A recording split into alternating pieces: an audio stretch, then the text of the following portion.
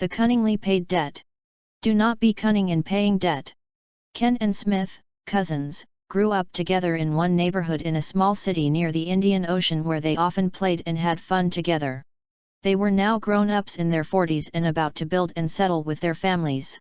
Ken started to build without first making sure his finances would be up to, or better still, without getting all the materials he needed. The project started, all the walls were raised, but he was short of funds to continue.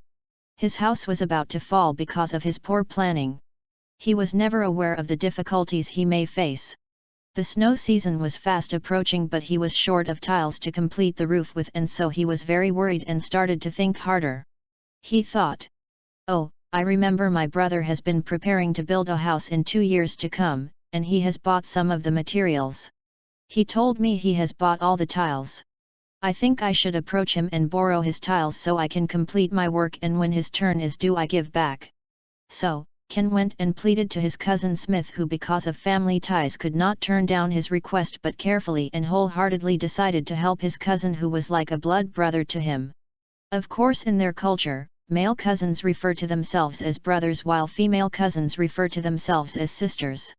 He trusted his younger cousin could never let him down.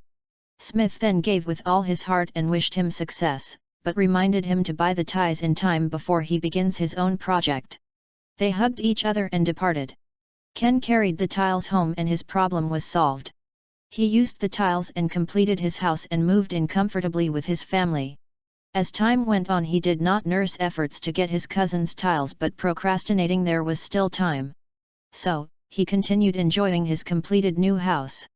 He was more concerned about buying his furniture and making up his children's school fees than dedicating himself to getting the tiles in time.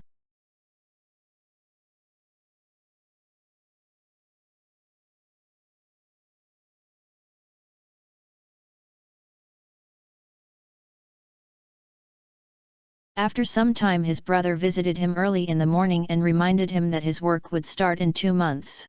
He was surprised that the time to pay back his brother's tiles was that soon approaching. He struggled to get cash, but it was not enough. The price for tiles had risen to 40% more. He discovered that he was going to use more money compared to the time he borrowed the tiles. He said to himself, "If I were to buy the tiles 2 years ago, at the moment I borrowed them it wouldn't be this high and the money I have in hand would have been enough." So he decided not to give back physical tiles but money amounting to the number of tiles which he took at the moment of borrowing, and at the cost at that time. He kept saying this to his brother, who now visited him often to ask for his tiles because his project was in jeopardy. He needed to roof his new house and take his family in before the winter storms. Wonders shall never end. Bright exclaims as a bigger problem has just surfaced. They argued and argued to no avail until Bright in anger dragged his cousin to court. Instead of building his house in peace, Bright now spent time and finances on the case at court. People who did not understand the issue doubted why instead of finishing his project he had pulled his brother to court and was spending more money and killing time. They took Bright for a cruel and foolish person. Judging from afar, they wondered why he could be that mean to his cousin, as they see no wrong in Ken. Some blamed him for abandoning his project and acting mean. Bright, who in the beginning acted out of love, now is seen as a mean person for many in the neighborhood. However, the court got Ken jailed and the tiles were only paid back after several years. Bright's house stayed uncompleted until the next summer season, a bitter lesson to learn. At times in life, it is good to be wise and firm to say no to certain situations, especially when we meet irresponsible people, rather than acting in sympathy at our own risk.